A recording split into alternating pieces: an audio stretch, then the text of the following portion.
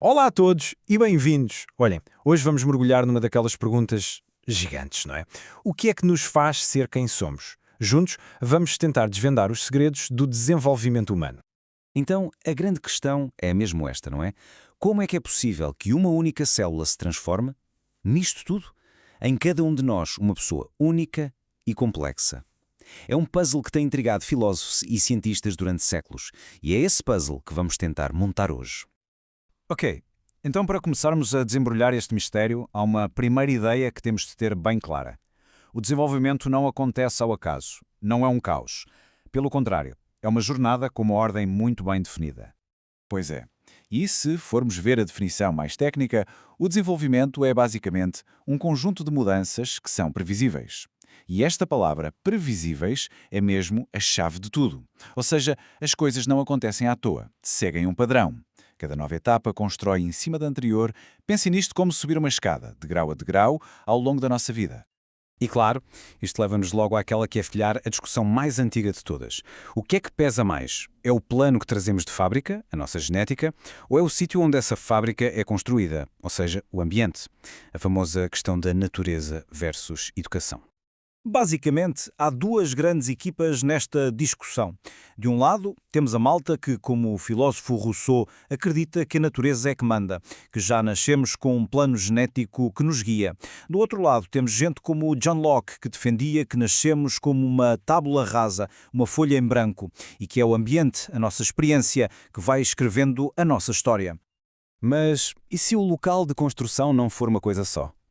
É aqui que entra uma ideia absolutamente genial do psicólogo Uri Bronfenbrenner. Ele propôs uma maneira de olharmos para o ambiente não como uma coisa única, mas como uma série de mundos, uns dentro dos outros.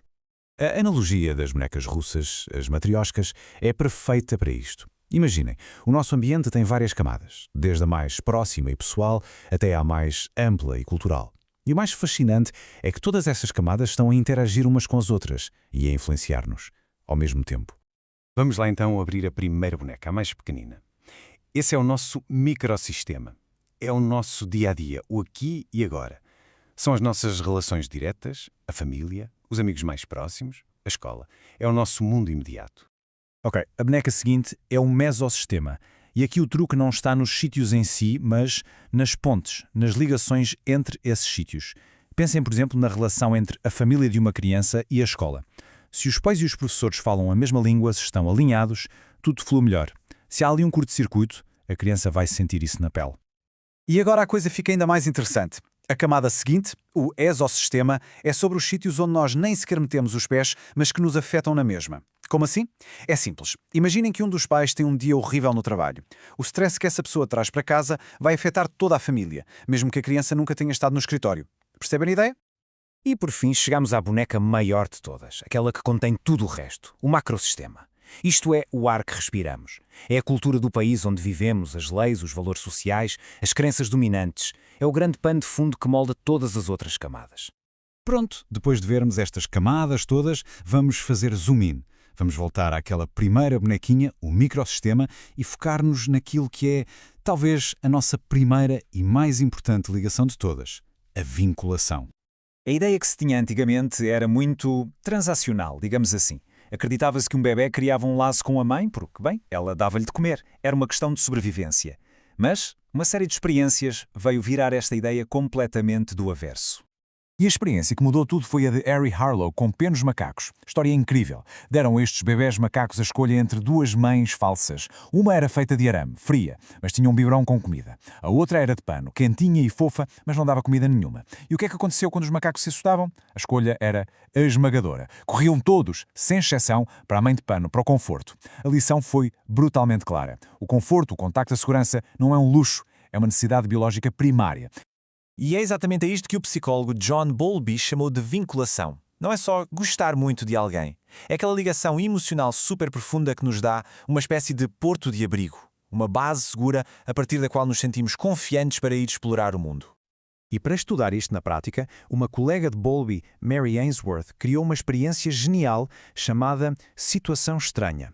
Basicamente, observava como é que os bebés reagiam quando a mãe saía de uma sala e depois voltava. E com isso, ela identificou padrões.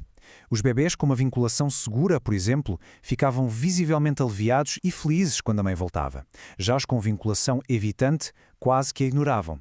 E os ambivalentes era uma confusão. Queriam colo, mas ao mesmo tempo afastavam-na. E por que é que isto é tão importante? Porque estes primeiros padrões podem de facto influenciar a forma como vamos confiar e relacionar-nos com os outros para o resto da vida. Então, a partir deste porto de abrigo, desta base segura, começamos a olhar para fora. Começamos a nossa aventura no grande mundo social. E as nossas primeiras ferramentas para aprender as regras deste mundo são, primeiro, o jogo e depois a amizade. E o ato de brincar, que parece tão simples, tem uma evolução fascinante. Primeiro, a criança brinca sozinha. Depois passa para o que se chama de jogo paralelo. Estão duas crianças lado a lado, com os mesmos brinquedos, mas cada uma na sua. Não há interação. Aos poucos, começam a partilhar coisas, no jogo associativo, e finalmente chegam ao jogo cooperativo. Agora sim, estão a jogar juntos, com regras, com um objetivo partilhado. É a base da colaboração. E da mesma forma que o jogo evolui, a nossa própria definição de amigo também muda radicalmente com o tempo. Para uma criança pequena, um amigo é com quem se brinca. Simples. Mas na adolescência, a amizade ganha uma profundidade completamente diferente. Passa a ser sobre intimidade, confiança, apoio.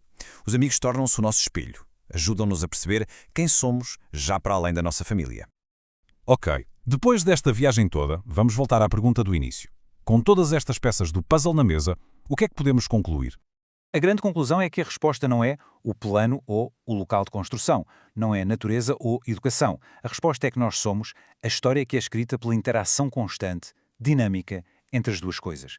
Somos o resultado desta dança incrível. E talvez a lição mais humilde e importante de todas seja esta: não há uma resposta. Não existe uma única teoria que consiga, sozinha, explicar algo tão complexo como um ser humano.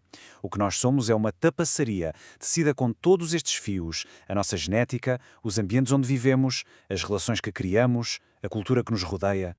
Isto leva-nos àquela que é talvez a revolução mais recente no estudo do desenvolvimento. A ideia de que a história não acaba na adolescência, nem aos 20 anos.